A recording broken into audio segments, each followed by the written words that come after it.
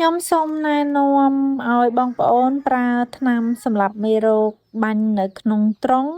ដើម្បីកាត់បន្ថយមេរោគ បាក់តេរី និងវីរុសដែលជួយរក្សាបរិស្ថានឲ្យស្អាតល្អនៅក្នុងទ្រុង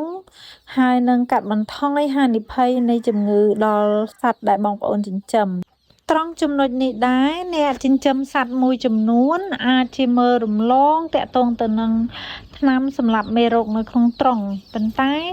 ការសម្អាតទ្រុងឲ្យបានស្អាតឬក៏យើងប្រើថ្នាំសម្លាប់មេរោគនៅក្នុងទ្រុង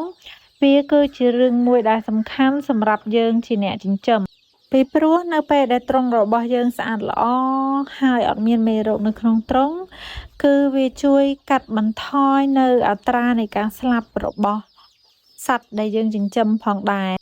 ពីព្រោះការចិញ្ចឹមសត្វ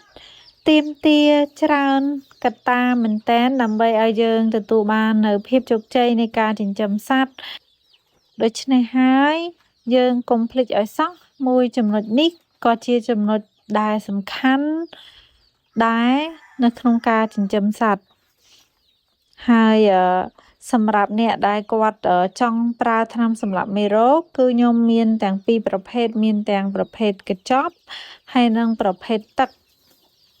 មួយទៀតបើសិនជាបងប្អូនសួរខ្ញុំថាចុះបើសិនជាប្រើថ្នាំសម្លាប់មេរោគហើយសត្វរបស់យើងនៅតែអាចស្លាប់ទេឬក៏យ៉ាងម៉េចដែរខ្ញុំចង់និយាយថាទោះបីជាយើងប្រើថ្នាំសម្លាប់មេរោគក៏ដោយបងប្អូនខ្ញុំអត់ធានាថា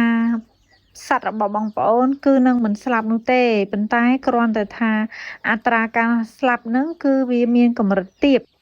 ដូច្នេះយើងត្រូវតែចិញ្ចឹមដោយយកចិត្តទុកដាក់ទាំងអស់គ្នា